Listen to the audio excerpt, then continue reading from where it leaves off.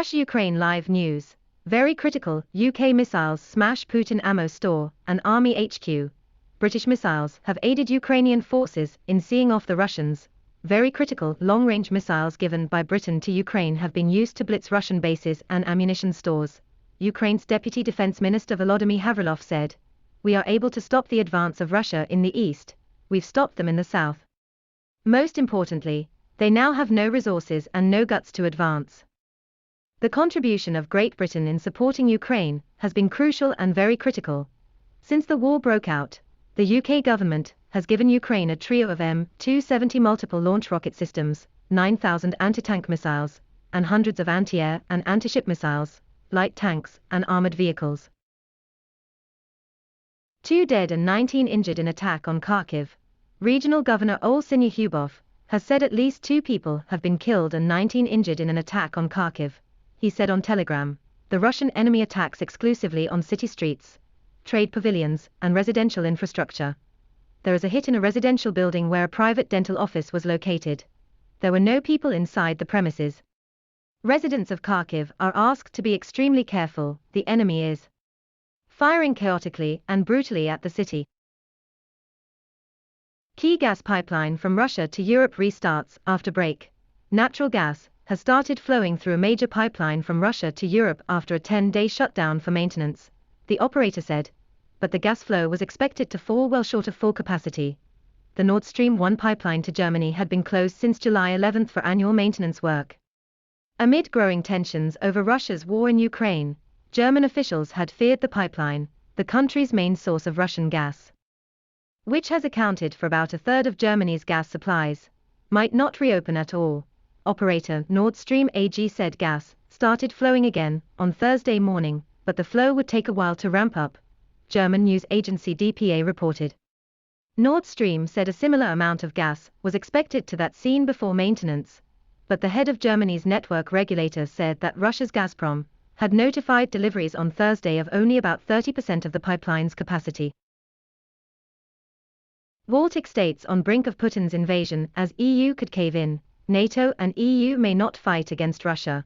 Should Putin decide to invade members of the alliance, a former US ambassador to Ukraine has warned, NATO and the European Union might not get directly involved in a military confrontation with Russia. Should Vladimir Putin decide to expand the conflict beyond Ukraine's borders, a former US ambassador to Ukraine has warned. As Europe is suffering from the economic sanctions imposed on Russia with inflation propelling up prices across the continent. Former ambassador, Horst, says it is becoming more likely Europe will cave in. The latest Russian threat is an energy blackmail through the Nord Stream 1 pipeline, currently closed because of maintenance, which may not reopen on the July 21 deadline, dropping Russian gas imports to close to zero, a scenario that could plunge the EU into an energy crisis. On the danger of Russia invading NATO countries, Ambassador Herbst said, "You've just described the scenario as plausible where the EU is going to cave to Russia, as it is committing mass atrocities in Ukraine. So, if the EU is willing to cave on Ukraine, why wouldn't he bet on the Baltic states, these hard-to-defend little states that have joined the EU only relatively recently, and joined NATO relatively recently, and that Russia controlled for centuries?" Germany's Deutsche Bahn plans trains for Ukraine's grain exports. German National Railways Deutsche Bahn, DB, plans to start freight train services to carry Ukrainian grain exports to German ports for loading on ships, DB said. Grains will be brought by rail to German ports including Rostock, Hamburg and Brake, DB said. Details of capacity were not given, but several trains a week are planned, largely picking up Ukrainian grain in Romania. Ukrainian agricultural exports were about 2.5 million tons in June against up to 6 million tons of grain per month before Russia began the war on February 24. EU envoys agree Russian gold embargo, freeze on Sberbank assets. EU set to impose a 7th round of sanctions on Russia over its invasion of Ukraine, including on its biggest lender. European Union diplomats meeting in Brussels have agreed a new round of sanctions against Moscow for its war in Ukraine, including a ban on importing gold from Russia and freezing the assets of the country's top lender Sberbank. It is the 7th EU package of sanctions on Russia. The last one passed in June imposed a ban on most Russian oil imports. The main goal is to align with G7 partners, reinforce the implementation, and close the loopholes where necessary, the Czech government, which holds the EU's rotating presidency, tweeted on Wednesday. Russia is the second-largest gold-producing nation in the world. Gold exports are a significant source of revenue for Russia in terms of their ability to transact with the global financial system. Last year, they were worth $15.45 billion, and wealthy Russians have been buying bullion to reduce the financial effect of Western sanctions.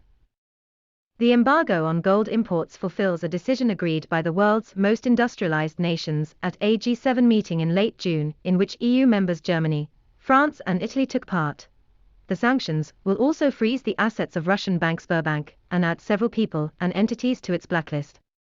The measures also unblock assets at Russian banks linked to trade in food and fertilizer, in an effort to respond to Moscow's allegations that the sanctions are causing a food crisis.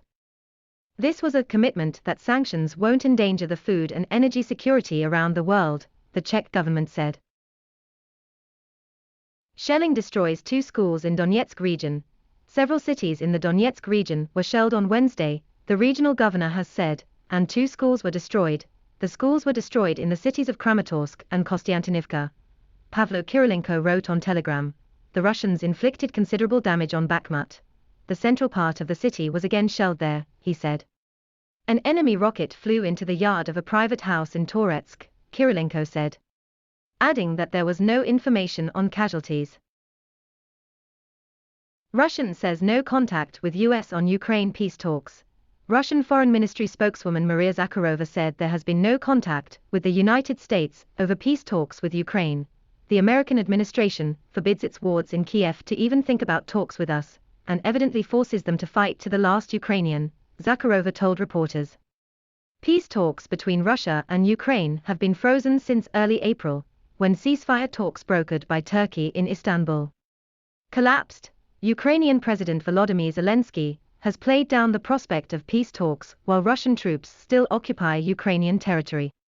On Wednesday, Russian Foreign Minister Sergei Lavrov said that peace talks with Ukraine made no sense. Zelensky says latest EU sanctions against Russia not enough.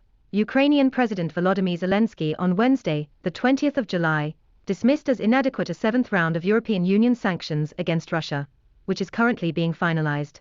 This is not enough, and I am telling my partners this frankly.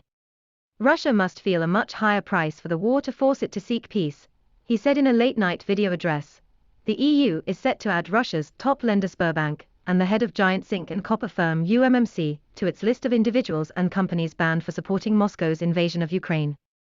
According to draft documents seen by journalists, the 48 individuals and 9 entities to be added to the sanctions list, prepared by the EU Foreign Affairs Service, also include a motorcycle club, actors, politicians, and family members of previously sanctioned businesspeople. Ukrainian armed forces said on Thursday they had killed 111 Russian soldiers in the south and east over the past day, as comments from Russia's foreign minister showed the Kremlin's goals had grown during the 5-month war. Foreign Minister Sergei Lavrov told state news agency RIA Novosti on Wednesday that Russia's military tasks in Ukraine now go beyond the eastern Donbas region.